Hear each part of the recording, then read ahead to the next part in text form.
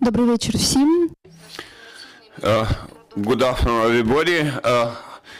Our press center continues its operation, and now in our studio we have Oleksandr Kornienko, first deputy chairman of the Verkhovna Rada, the Parliament of Ukraine. Mr. Kornienko, you're welcome. We know that today Boris Johnson, Prime Minister of the UK, appealed to the Verkhovna Rada. Could you please comment on his statement? Yes. Good afternoon, everybody who watches us and hears us. Glory to Ukraine, glory to heroes. Indeed, today we have had this historical important moment. First of all, since the beginning of this war, on the 24th of February, we have had a number of guests who spoke here. We had speakers of parliaments of Estonia, Latvia, Lithuania, Czech Republic, Poland, but we didn't have any video statements. This has been the first ever experience for the Verkhovna Rada. Now we see that it works, and the atmosphere among our audience was not any worse in any way than what we would have with live presence, offline presence. And of course, the personality of Boris Johnson, our great colleague and great friend of Ukraine, a great leader who has not been afraid, who was not afraid to visit Kiev several weeks ago, but it was literally several days after the siege of Kiev was eliminated. He walked along the streets of Kiev openly, and in that way he supported that. He showed that he supports Ukraine, he believes in Ukraine, and he believes in our victory. And that was basically the subject of his today's speech. And the key the key tune of this speech was his phrase that there are no doubts, there are no differences, in this atmosphere with all those difficulties and problems, problematic future. He has just one idea, one statement, one message, that Ukraine will win, and of course everybody would stand up when he said that, and everybody supports what he said. Also, I have to say that today the President of Ukraine, Commander-in-Chief Volodymyr Zelensky, spoke in the parliament, and part of his speech was precisely about his impression of Boris Johnson's speech and appreciation of assistance provided by the case. And in addition to such inspirational things, there have been some concrete things about military assistance from the UK to be increased. It will increase even more. It has been about quite big amounts already, and it will increase even more. There have been some specific cases what the UK will provide us to bring our victory even closer. It's about anti-ship systems, about radars, and of course about all sorts of humanitarian and organizational assistance and armored fighting vehicles, armored personnel carriers, armored vehicles, that they call them, armored equipment. I think that this assistance will continue to increase, and we'll continue receiving it, because as the President of Ukraine said in his speech, now in the UK, it would be difficult to find any place where there would be no one Ukrainian flag. So in all key places and symbolic places,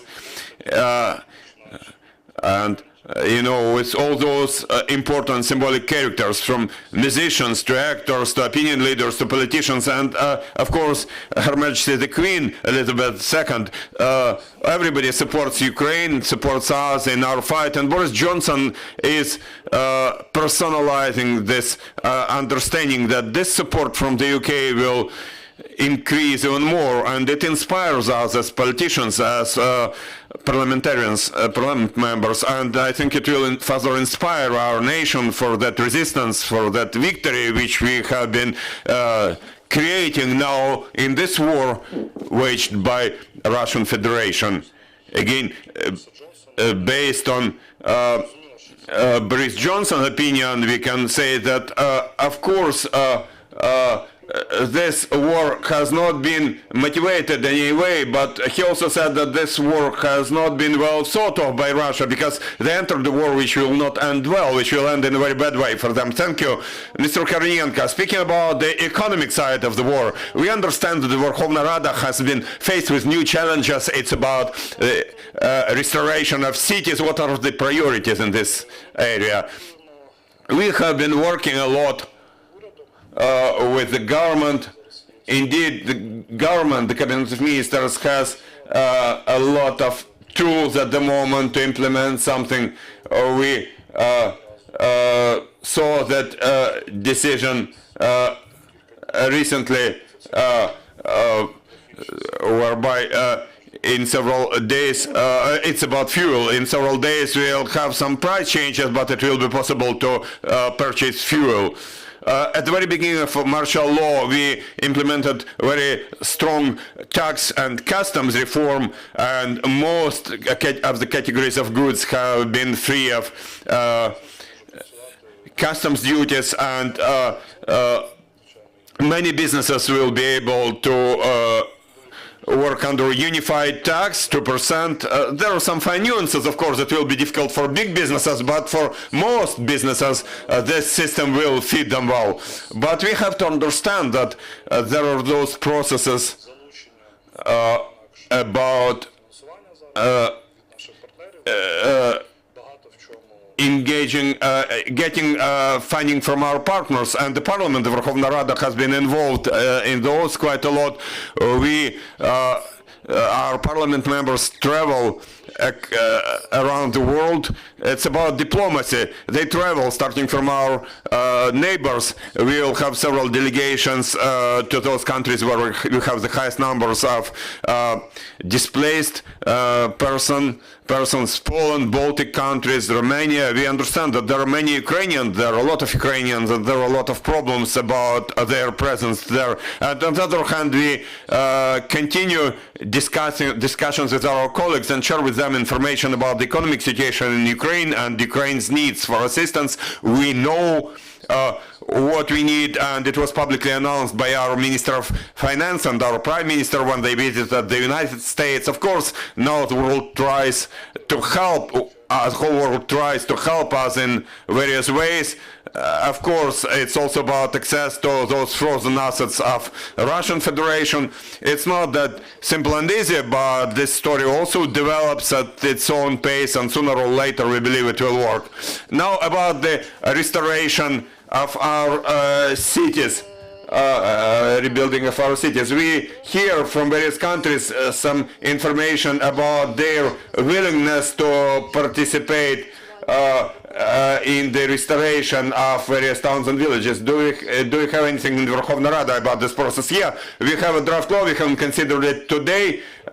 7282 is its number, and it's about changes to urban development regulations to launch those processes even faster. Of course, we have to understand that before rebuilding, restoring our cities, we have to understand the damages, and it's about the big amount of work, and it's already being done. People approach to authorities, and it's about evaluation. It's about being able to use DS software to see respective residential or industrial facilities there. And definitely there will be restoration and recovery, and those plans are under discussion now, and the whole strategy of economic recovery is being discussed, reorienting our economy to new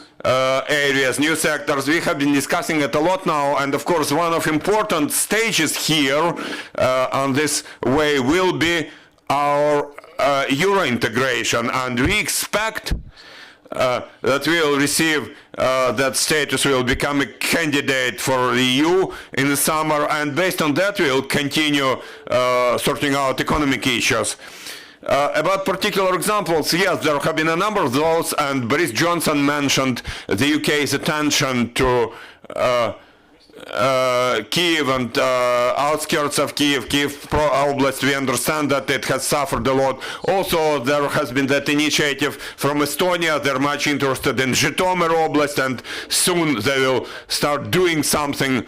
I know that mayors of small towns and their heads of local territorial communities also talk a lot to their twin cities, partner cities. It's all about humanitarian assistance now, but they have also been discussing some systemic things. It will all develop now. Let's listen to the government, the cabinet of ministers, watch their announcements from them, and if needed, we will regulate it with laws. Social policies are also an important part. Now, if possible, could you please share some information about support for our servicemen, the military, their families, displaced persons?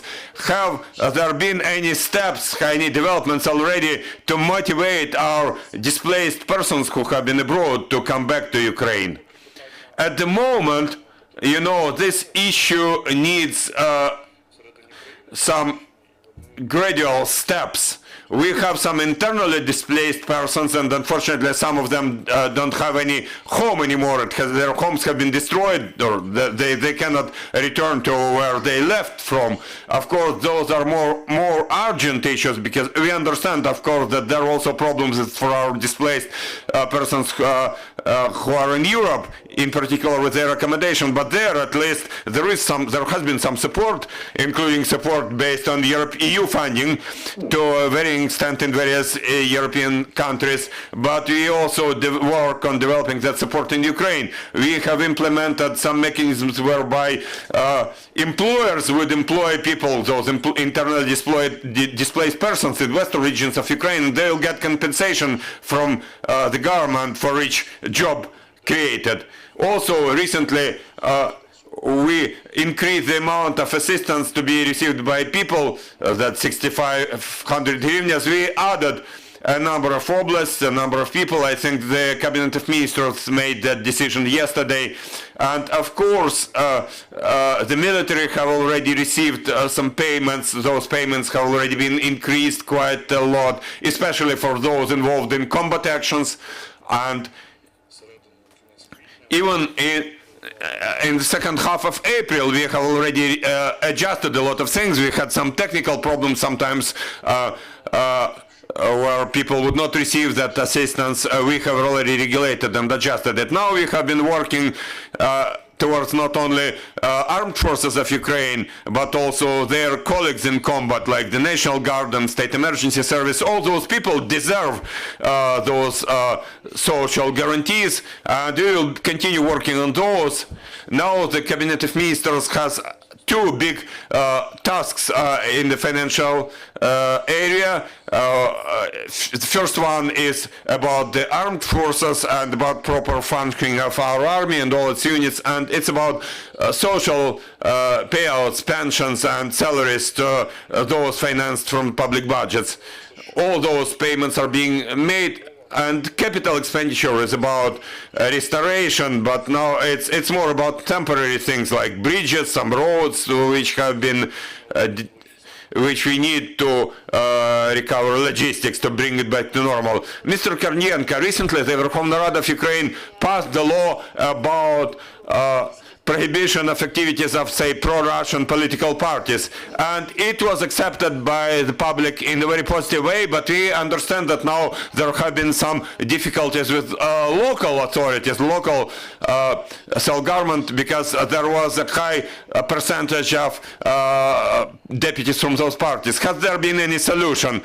Those decisions under discussion now, you know, for us, what is important is this. While having satisfied the public demand for some political illustration against such politicians, also at the local level, now we understand that even if you consider the percentage, if you consider the numbers, we have one deputy from Kiev who has dropped his power, and there has been a criminal case about high treason against him, and there has been a case against Viktor Medvedchuk about high treason. It's about some small percentage, but in local authorities, in local councils, there are many deputies from those collaborationist parties like Opposition Bloc for Life and other parties. In Mariupol, we see that there is a lot of those former members of Opposition Bloc for Life who have now got various positions, from so-called mayors to the deputies of so-called mayors, and we see that in local councils we have this problem. And the problem here is this: the society, the public will not tolerate it, and the public will request from us, the people will request from us to take some action. At least in some places where it has already happened, we have to discuss probably some suspension of activities of such councils. It's not that good to suspend local councils, local self-government authorities, but if there are facts, if there are criminal cases, and also, you know, even in public, you switch your TV on and you see how those people say somewhere in Russia that we are mayors and all that.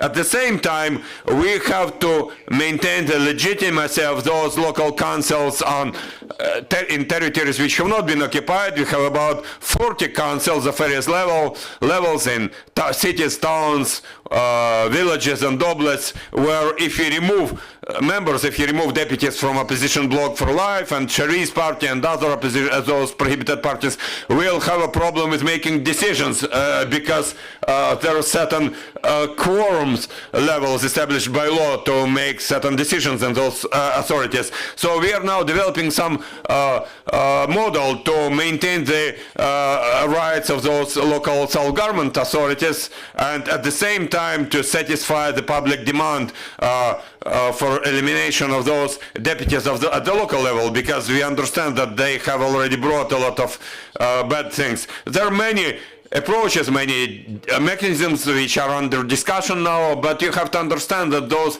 things have to be well thought of to avoid any adverse effects. Thank you, dear colleagues. You can ask your questions. Please use the microphone. Please raise your hand if you have any questions. I'm Oleksandr Kornienko from Ukrinform. Mr. Kornienko, in the Verkhovna Rada, there has been some idea raised about zoning of Ukrainian regions. It's very much obvious that there are various areas like front areas, areas neighboring the front and other areas, and they have to have a different roadmap, different taxation and so on. Have there been any developments already about this idea? Is anybody working on that, and if it can be implemented, then when? Well, there has been, there was our parliamentary committee for development of the government, local self-government. They have been working, they have been discussing it with the Ministry of Regional Development. There has been a broad public discussion. You can read various publications on various websites. Indeed, zoning has been discussed for a long time. This is not just a new idea resulting from this war, but as a result of some of our territories becoming temporarily occupied, and some territories neighboring the front line, and there are logistical problems, and there is shelling, first of all, artillery shelling, because we understand that, you know, rocket strikes can be in any city of Ukraine, and also there are other areas.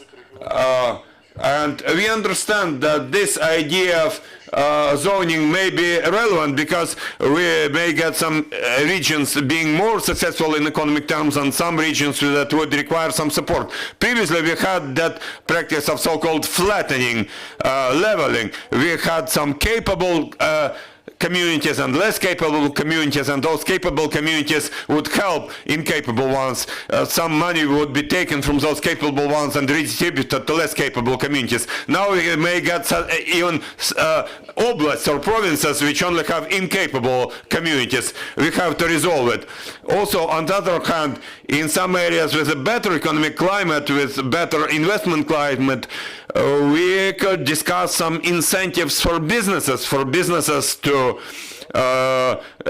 invest more in those areas. So here we could discuss different approaches about local taxes, local taxation, because, you know, we are a unitary country. We cannot have different taxation systems in different oblasts or provinces, but there may be local additional opportunities, additional local taxation to be discussed by local authorities. Also, we have understand that it's also about decentralization, devolution of taxation powers. We have been discussing it for a long time, and I think that now we have this opportunity where if you have some regions which have better abilities, they can start administrating their taxes on their own. On the other hand, we have some oblasts where some government services are unavailable, including taxes. So these are ideas that we have been discussing, working on them. We will see how it will fit the situation, and then we'll turn them into draft laws and implement them. Thank you, Mr. Kornienko. Any more questions, dear friends? Good afternoon. In Ukrinform, we have some questions from our journalists. Now we know that interparliamentary cooperation has been developing in a rather active way. Maybe this week we'll have some visits by foreign parliament members to Ukraine, or the other way around. Ukrainian politicians will make some international visits, pay some international visits. Could you please describe? There are many visits. Right tomorrow, as soon as tomorrow, many groups will travel to different countries, and they will also work on some issues of our displaced persons, and they will work with governments and parliaments in various countries. Maybe our vice speaker, Ms. Kondratyuk, she travels often. Maybe she will also travel. I have planned such visits, and as far as I understand, we'll receive a delegation from Moldova tomorrow. I don't know all the details yet, but we have this information. There will be other parliament members. I think this week we have planned several more delegations to visit us. There are also some nuances. You know, some delegations don't disclose that information for security reasons. You see that some delegations from the United States have been traveling in some half-secret mode because of their security requirements. We are glad to see all friends of Ukraine here. We are glad to share our opinions. We thank them. We appreciate it. You know, to a large extent, those visits support us.